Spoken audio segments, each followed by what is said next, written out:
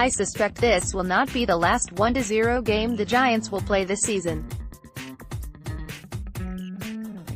They've got the pitching to hold opposing teams to 1 run or fewer, and they've got the offense that makes it easy for opposing pitchers to keep them at 1 run or fewer. They're not going to win all of their 1-0 games, but they won tonight. They took advantage of a scuffling Rockies offense, and Jeff Samardzija had his best game since 2017. Kevin Pillar, everyone's favorite Giant since Monday, hit his 3rd home run in the last 4 games. Buster Posey reached base 3 times. Joe Panik kept the leadoff hitter from reaching base in the 9th with this diving snag. Golly. For a 1-0 game, there was a lot to appreciate, and most of it was Jeff Samardzija.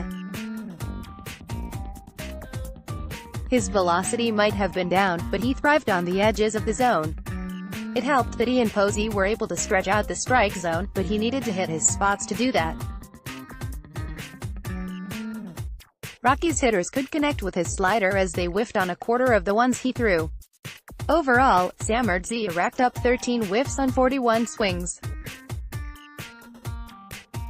On the broadcast, Dave Fleming compared Samardzija's swing and miss numbers to Jacob deGrom, which gives you an idea of how good Samardzija was tonight. I'm not sure that Samardzija will ever sit in the mid-90s again, but after tonight, he might not have to. It's still early, but StatCast has tracked him throwing fewer sinkers and more cutters, and tonight at least, the cutter worked beautifully. Rockies hitters put 3 of his cutters in play, and the exit velocity on those maxed out at 58.5 mph. Samardzija ended the night with 7 strikeouts, 1 walk, and 3 hits over 7 scoreless innings. His ERA is 1.62 after his first 3 starts. Say, that's deGrom-esque too. Might as well just send him the Cy Young now, BBWAA.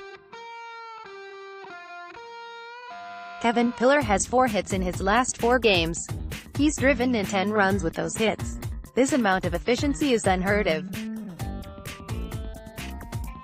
Before his grand slam on Monday, Pillar didn't have a single extra base hit on the season. Now he has 4 in 4 days, and he's tied for the team lead in homers. His 3rd dinger was a good one, too.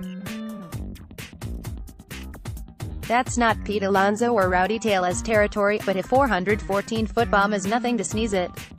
You gotta hand it to the Giants for only winning 2 of those 4 games, but Pillar has been the sole offensive contributor for the last 2 days. His solo homer was the only run of yesterday's loss to the Padres, and his solo homer was the only run of tonight's game. The Giants had fewer opportunities tonight than they had last night. Belt led off the 4th with a double, but got stranded. Pablo Sandoval led off the 2nd with a dab. Oh, never mind.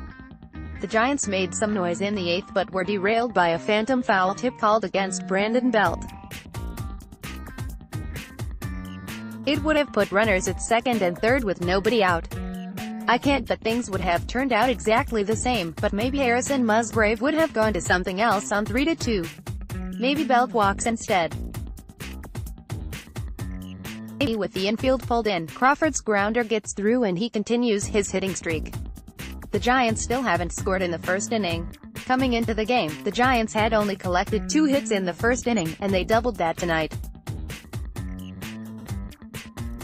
Maybe the Giants could have brought a run across the plate if Steven Duggar hadn't been thrown out trying to steal. He picked a good pitch to try to steal on, a breaking ball in the dirt, he just didn't get a good jump. John Gray was already striding toward home by the time Duggar took off. Even then, it took a perfect throw from Tony Wolters to get him. There is one other team that has yet to score a run in their first frame. Can you guess who it is? It's the Rockies. The Rockies have played most of their games at Coors Field, and they have Nolan Arenado and possibly Trevor Story taking an AB their first time up, and yet, they haven't scored a run. Not being able to score early allows for things like this to happen. Rockies have not held a lead in 47 innings and counting, their longest skid since 2008.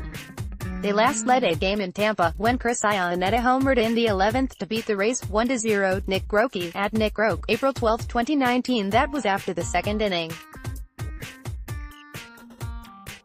Without Daniel Murphy and David Dahl, the Rockies' offense is clearly worse than the Giants'. Yes, they have Arenado and Story. Charlie Blackmon is still pretty good. That's pretty much it. Half of their starters are replacement level or worse, and that's before getting to the bench. It's good for the Giants because maybe they'll actually win a game at Coors Field this year, but the Rockies have the best chance of thwarting the Dodgers. I don't know if they're going to even come close if they have Raimel Tapia hitting second. I mentioned this in passing earlier, but Crawford's 11-game hitting streak came to an end tonight. If you didn't notice that Crawford was on a hitting streak, it's probably because it was the kind of hitting streak where he just goes 1 for 4 every day. People noticed Pilar's hitting streak because that's been helping the Giants win, sort of. Still, hitting streaks are fun, and this one was snuffed out before it truly had a chance to blossom. Fare thee well, hitting streak.